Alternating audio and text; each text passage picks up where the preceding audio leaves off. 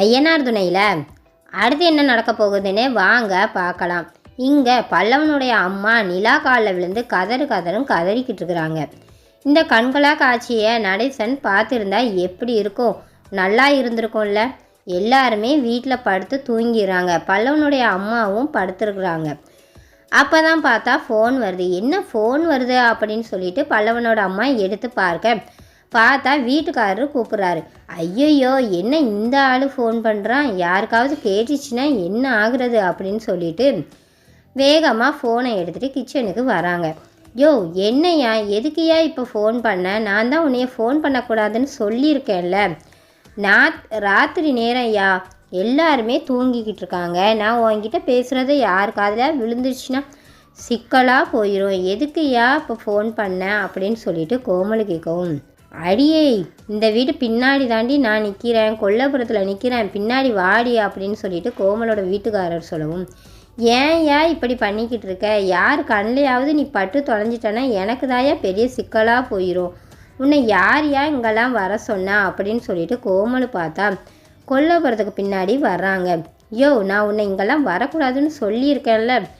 Phone பண்ணால் ஏதாவது கோயிலோ குளமோ எங்கேயாவது வந்து பார்த்துருப்பேன்லையா, நீ எதுக்கியா இப்போ இந்த வீட்டுக்கு வந்த அப்படின்னு சொல்லிட்டு கோமலு கேட்கவும், அந்த கடன்காரங்க என்னை தேடி கண்டுபிடிச்சிட்டாண்டி, நான் இருக்கிற இடத்துக்கே வந்துட்டாண்டி, பணத்தை கேட்டு ரொம்ப தொந்தரவு பண்ணிட்டான், என்னை வேற கூட்டிகிட்டு போய் கையோட 2 கிட்னியை எடுத்துறேன்னு வேற சொல்லி மிரட்டிக்கிட்டு இருக்காண்டி.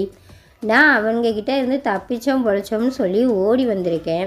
நீ தான் ஏதோ பணம் ரெடி பண்ணிட்டேன்னு சொன்னேன்ல, அந்த பணத்தை எடுத்துகிட்டு வாடி, அவங்கிட்ட கொடுத்து உசுறு பொழைக்கணும் அப்படின்னு சொல்லிட்டு கோமலு வீட்டுக்காரர் சொல்லவும், யோ, பணம்னா எப்படியா எடுக்கிறதுக்கெல்லாம் எல்லாம் லேசுப்பட்ட விஷயமாயா பணம்லாம் எடுக்கிறது? இந்த வீட்டில் என்ன ஒரு ஆள் 2 ஆளாயா இருக்காங்க? 4-5 பேர் இருக்காங்க. அம்புட்டு பேரையும் நான் தாண்டி எடுத்துகிட்டு எப்படியா என்னால் எடுத்துகிட்டு வர முடியும்?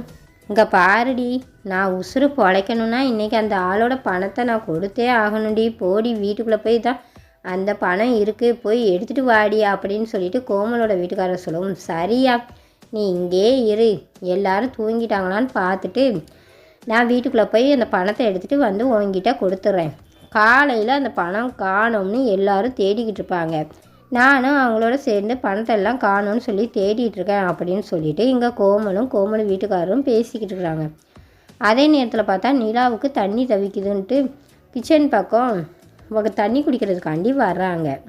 என்ன பேச்சு சத்தம் கேட்குதுன்னு சொல்லிட்டு எட்டி பார்த்தா கோமலோட வீட்டுக்காரரும் பணத்தை ஆட்டையை போடுறது எப்படின்னு சொல்லி 2 பேரும் பேசிக்கிட்டு இருக்கதா நிலா பார்த்தா மொத்தமாக கேட்டுறாங்க. அடி பாவி, பல்லவனை பார்க்க அம்மா பாசத்தில் நீ வீட்டுக்கு வரல, அந்த பணத்தை ஆட்டையை போட தான் நீ வீட்டுக்கு வந்திருக்கியா அப்படின்னு சொல்லிட்டு நிலா மனசுக்குள்ளே நினைக்கிறாங்க. பாரு கோமலு, பணத்தை எடுத்துகிட்டு நான் அந்த ஆள்கிட்டக்க கொடுத்ததுக்கப்புறமா நீ இன்னும் ஒரு 2 நாள் இங்கேயே இருந்து தங்கிட்டு இருந்துட்டு வந்துடணும். அப்படியே இவங்க கூட இங்கே தங்கணும்னு நீ நினச்சிடாத அப்படின்னு சொல்லிட்டு கோமலு வீட்டுக்காரர் சொல்லுவோம்.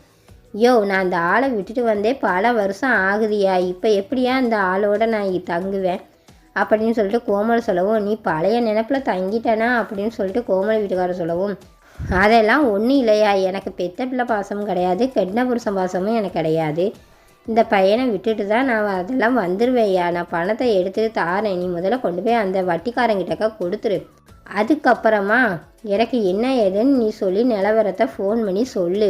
அதுக்கப்புறமா நான் இங்கே இருந்து கிளம்பி வந்துடுறேன்யா அப்படின்னு சொல்லிட்டு கோமலு சொல்லவும், சரி நான் இங்கேயே நிற்கிறேன், போய் பணத்தை எடுத்துகிட்டு வா அப்படின்னு சொல்லிட்டு கோமலு வீட்டுக்காரர் சொல்லவும், நிலா எல்லாத்தையுமே கேட்டுட்டு வேகமாக ரூமுக்குள்ளே ஓடிடுறாங்க. இந்த அம்மாவை நம்மளை பார்த்துச்சுன்னா கையும் களவுமாக பிடிக்க முடியாது.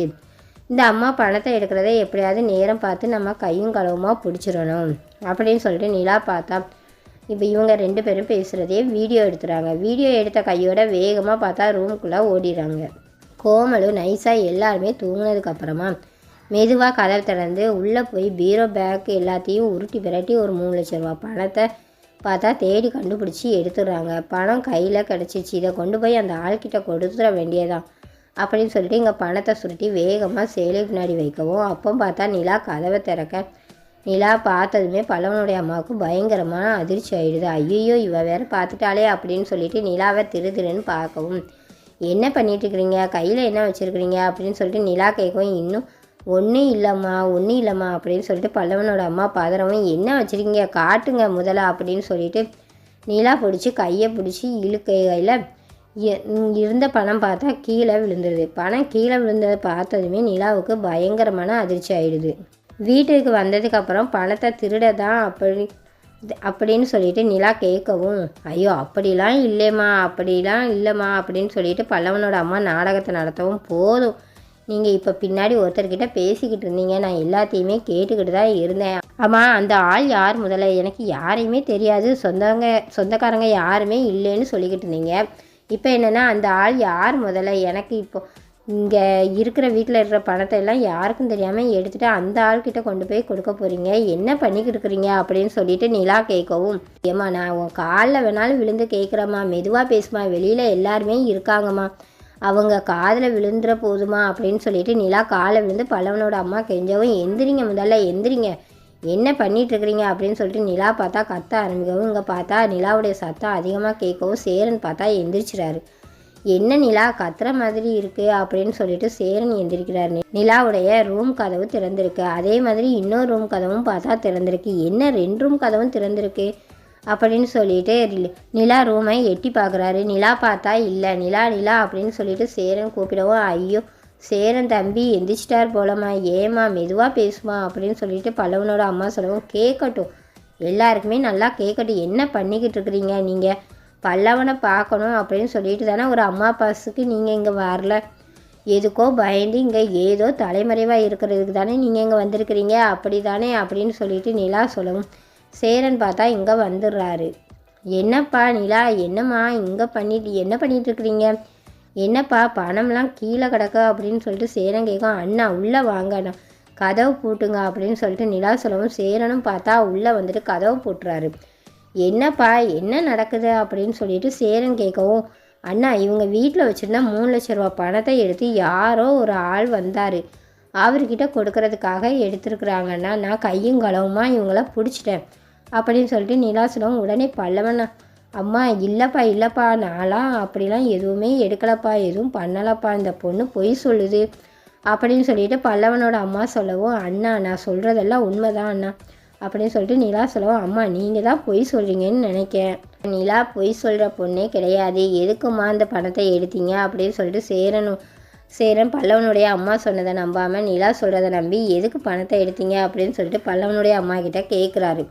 அதுக்கு பல்லவன் அம்மா பார்த்தா இல்லைப்பா அது வந்து அப்படின்னு சொல்லிட்டு திருதிரும் முழிக்கவும், ஆனால் ஆமாம் வெளியில் ஒரு ஆள் வேற வெயிட் பண்ணுறாரே, அவர் யாருன்னே தெரியல, முதல்ல அவர் யார், அவரை பற்றி சொல்லுங்கள் முதல்ல அப்படின்னு சொல்லிட்டு நிலா கேட்கவும், அவர் என்னுடைய புருஷன் அப்படின்னு சொல்லிட்டு பல்லவனோட அம்மா சொல்லவும், இங்கே சேரனுக்கும் நிலாவுக்கும் பார்த்தா பயங்கரமாக அதிர்ச்சியாக இருக்குது.